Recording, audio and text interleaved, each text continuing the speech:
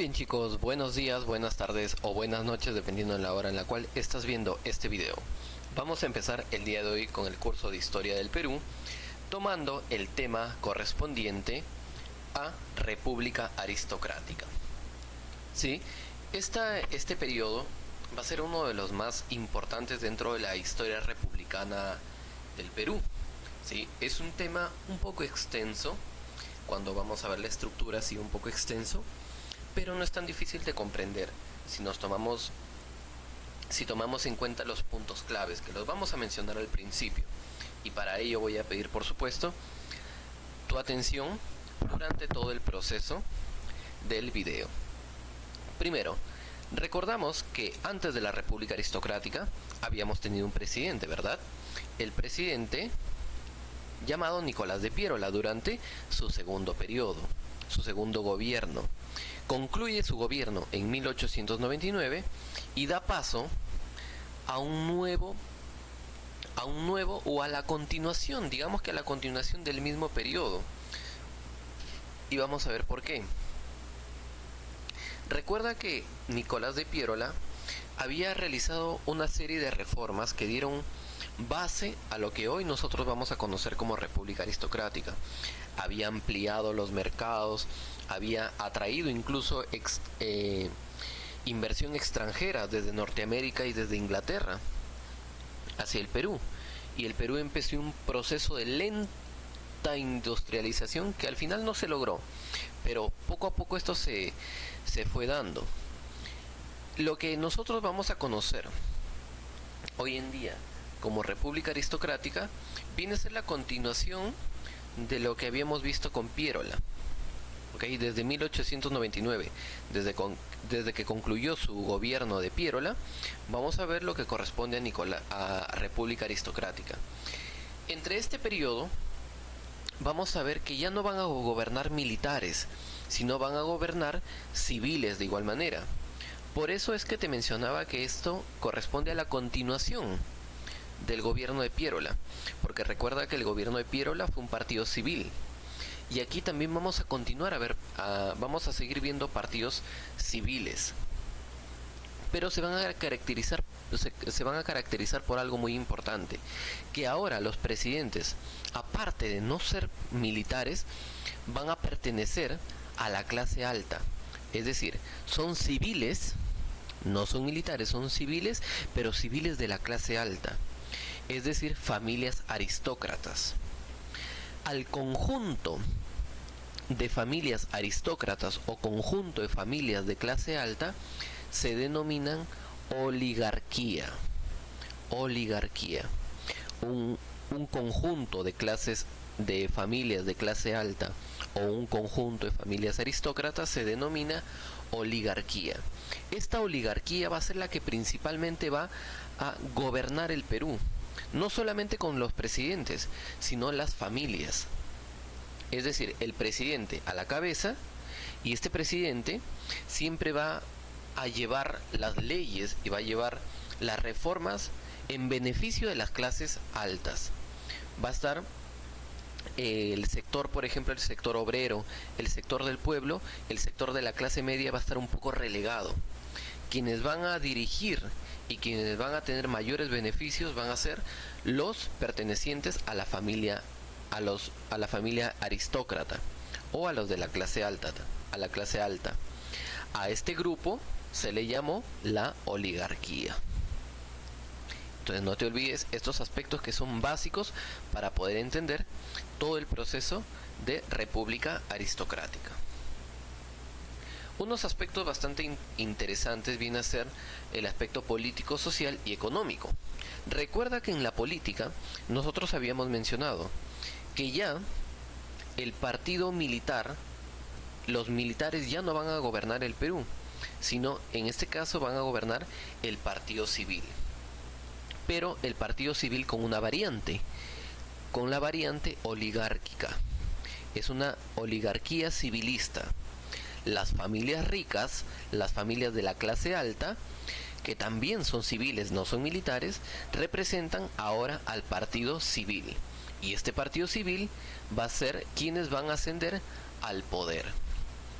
En los aspectos sociales, te mencioné que los más beneficiados van a ser los pertenecientes a la clase alta, a la oligarquía. Y los excluidos, o los que no van a ser tomados mucho en cuenta, van a ser los de la clase media, los sectores populares o el pueblo, y también la clase obrera. En cuanto a la economía, vamos a notar que nosotros anteriormente dijimos que Inglaterra y Estados Unidos estaban invirtiendo en el Perú, pero a la vez que invertían, también solicitaban productos del Perú para llevarlos hasta sus países, como por ejemplo, durante este periodo, el algodón, el azúcar, el cobre, el caucho y algunos elementos o algunas materias primas más, que estas, por supuesto, como te lo mencioné, eran llevados hasta Inglaterra y Estados Unidos. Entonces, para recapitular un poco, república aristocrática viene a ser igual al gobierno de las familias ricas del Perú, a las familias ricas, las familias de la clase alta, el gobierno de la clase alta. Esta clase alta estaba conformada por el partido civil o la oligarquía civilista, quienes eran los mayores beneficiados, y los excluidos o los que no eran tomados en cuenta, la clase media, los sectores populares y los obreros. Los aristócratas o los de la clase alta se encargaron de exportar algodón, azúcar, cobre, caucho a los países como Inglaterra y Estados Unidos. Y estas exportaciones les trajo mucho más beneficio económico a las familias ricas. Por eso es que se llama República Aristocrática, entre 1899 hasta 1919. Vamos a ver algunos gobiernos también durante este periodo, como por ejemplo el gobierno de Eduardo López de la Romaña. Tenemos el gobierno de Manuel Candamo, el gobierno de José Pardo y Barreda, quien era hijo de Manuel Pardo, recuerda, durante el primer civilismo, también lo hemos visto. Tenemos el gobierno de Augusto B. Leguía, el gobierno de Billinghurst, el gobierno de Óscar R. Benavides, y por último el segundo gobierno de José Pardo y Barreda. Vamos a ver algunos puntos importantes dentro de cada gobierno, pero vamos a tratar de ser lo más concretos posibles. Primero, tras la culminación del gobierno de Nicolás de Piérola en 1899, sale electo luego el presidente Eduardo López de Romaña. Este presidente se encargó de establecer algunos aspectos importantes, como por ejemplo establecer uno de los primeros límites o uno de los primeros tratados limítrofes con Bolivia, el Tratado Osman-Villazón, para poder delimitar fronteras con nuestro país vecino. Construyó el ferrocarril de La Oroya a Cerro de Pasco y también se encargó de establecer el Código de Aguas para promover la agricultura en el país. Y al año siguiente, en 1902, también estableció el Código de Minería para fomentar la minería. Primero, para fomentar la agricultura y luego para fomentar la minería. Luego tenemos también el gobierno de Manuel Candamo. El gobierno de Manuel Candamo fue muy breve. A pesar de que Manuel Candamo fue uno de los hombres más ricos del Perú, por eso hablamos de República Aristocrática, uno de los hombres más ricos del Perú, murió a los pocos meses de su gobierno, murió en Arequipa, y cuando un presidente muere, el que toma el cargo siempre es el vicepresidente. En este caso, Serapio Calderón, quien era el vicepresidente de Manuel Candamo, convoca a elecciones, y en estas elecciones sale electo el señor José Pardo y Barreda, quien, como lo mencionamos, era hijo de Manuel Pardo, el primer presidente civil del Perú. Manuel Pardo se le conocía disculpa, José Pardo, se le conocía como el presidente dinástico, o también se le conocía como el Delfín. Este presidente se encargó principalmente de apoyar la educación en el Perú. Por ejemplo, estableció la primaria declarada gratuita, obligatoria y gratuita a todo el Perú. Estableció también, por ejemplo, el ingreso de mujeres a la universidad. Se estableció el llamado Proyecto Manzanilla, el cual lo vamos a detallar un poco dentro de clase para explicar, para no hacer tan largo el video, ¿sí? Y bueno, ya me hacen acordar nada más para poder explicarles un poquito de eso. Y el cual no será reconocido, y se va a establecer un sindicato. ¿Qué es un sindicato? Un sindicato es un grupo de trabajadores que empiezan a luchar por sus derechos laborales. Este sindicato se llamó Estrella del Perú, que era conformado por los panaderos, es decir, por los panaderos Estrellas del Perú. Durante el gobierno de José Pardo y Barredas también se inaugura la cripta de los héroes, en donde descansan los restos de los héroes de la guerra con Chile, y se reorganiza también la escuela naval. Al término de su gobierno, llega como presidente el señor Augusto B. Leguía, quien había pues ganado con el apoyo del Partido Civil, pero se produce un pequeño incidente en el palacio. Tomaron el palacio e intentan que Augusto B. Leguía firme una carta de renuncia a la presidencia, a lo cual Augusto B. Leguía responde con la frase "no firmo". Por eso se conoce como el Día del Carácter, el día que Augusto B. Leguía se negó a firmar su renuncia, el Día del Carácter.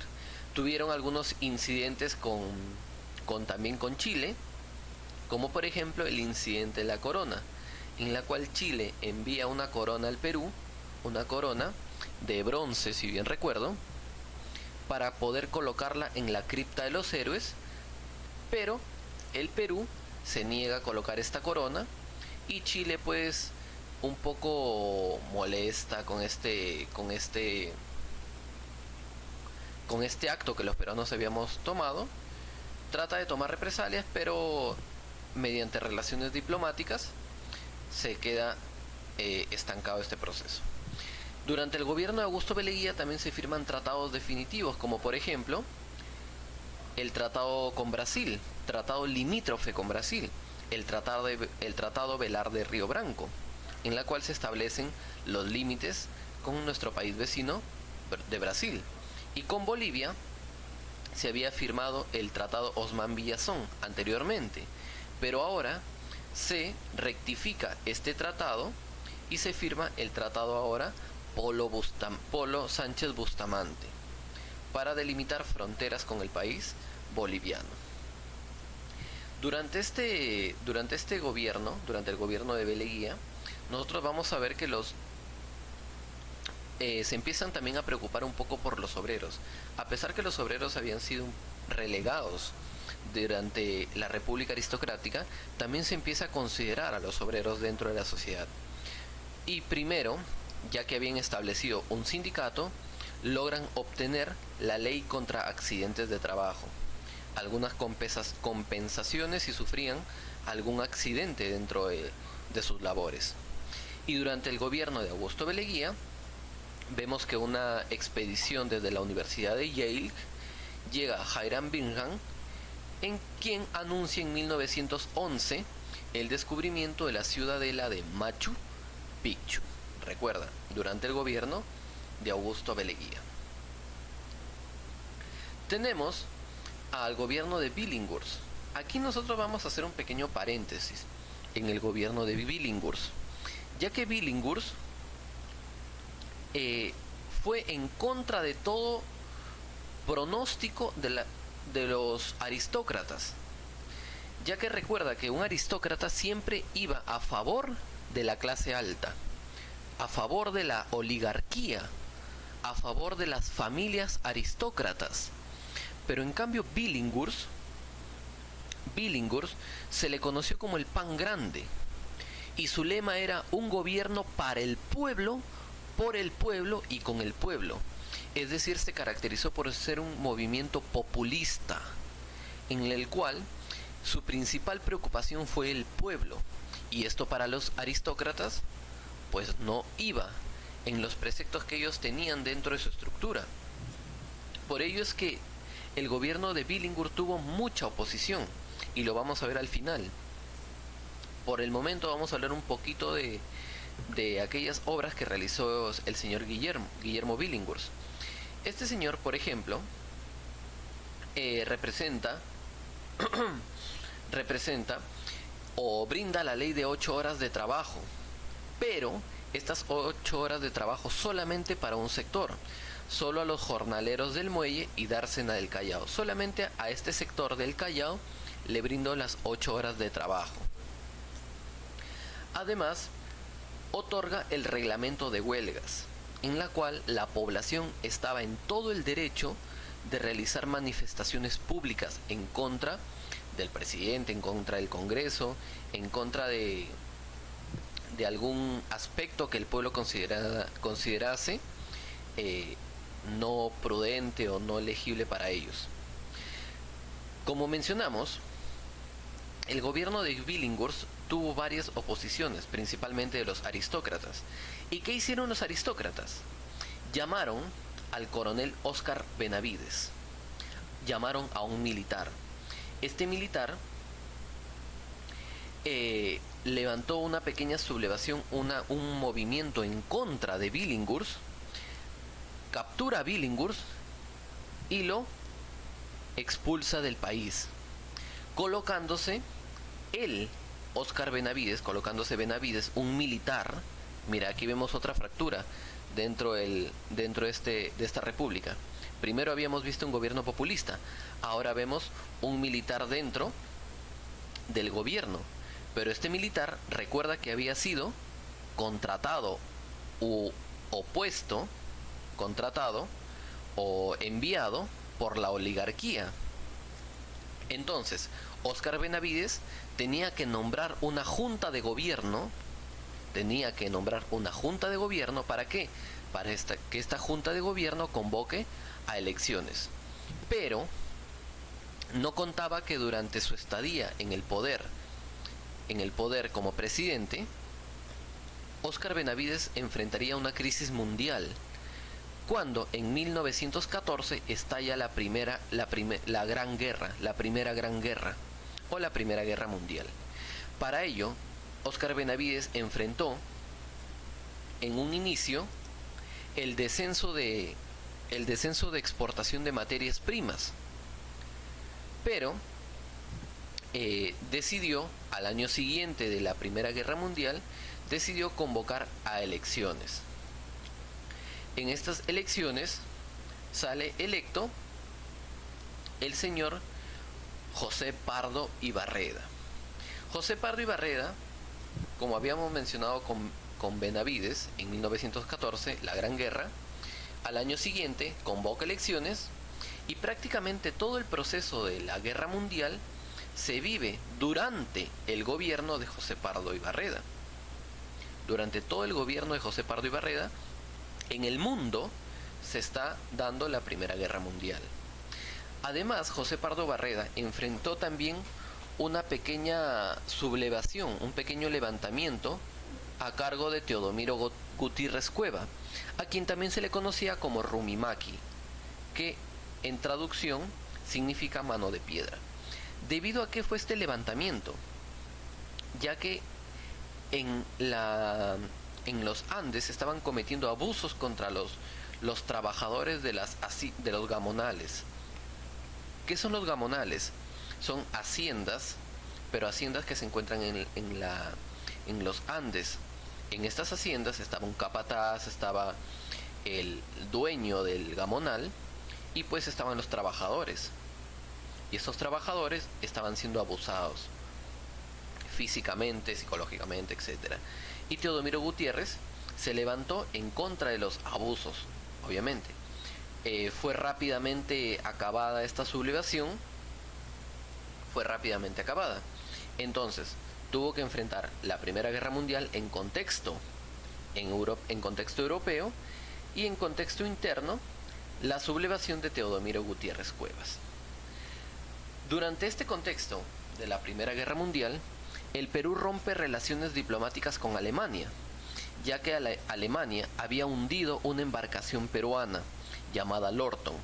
Para ello, Perú y Alemania rompen relaciones diplomáticas.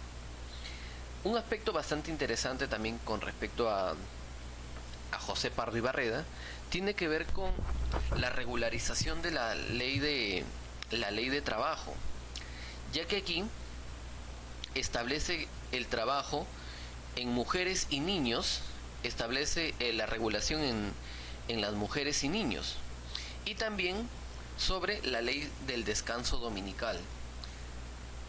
Gracias a José Pardo es que nosotros podemos descansar los domingos del trabajo, y además que en esta época se permitía pues trabajar a las mujeres y a los niños, pero con ciertas regulaciones, con ciertos permisos también. Y se establece el paro general en Lima y Callao, y con este paro se logra la ley general de 8 horas de trabajo. Habíamos visto que en un principio se establecían las 8 horas de trabajo, pero solamente para el Callao. Durante el gobierno de José Pardo se establece, pero para todo el Perú, 8 horas generales para todo el Perú y para todos los trabajos. El final del gobierno o el final de la República Aristocrática llega cuando ya por finalizar el gobierno de Pardo, se convoca elecciones, y recuerda que mientras se convoca elecciones, obviamente que el presidente, valga la redundancia, no sigue siendo presidente, o sea, José Pardo sigue siendo presidente mientras están en elecciones. En estas elecciones se enfrentan a Augusto Beleguía nuevamente, que ya había sido presidente, y Antero Aspíllaga. En estas elecciones, aunque Augusto Beleguía ya era prácticamente un ganador, Leguía no esperó el conteo final y decidió dar un golpe de estado el 4 de julio de 1919 contra el presidente José Pardo. Y a partir de aquí ya viene otro tema que vendría a ser el oncenio de Leguía, que también lo vamos a tomar en cuenta la siguiente clase. Bueno, espero que todo haya quedado entendido. No se olviden, chicos, de repasar el tema. Y con eso nos estamos despidiendo, chicos. Cuídense.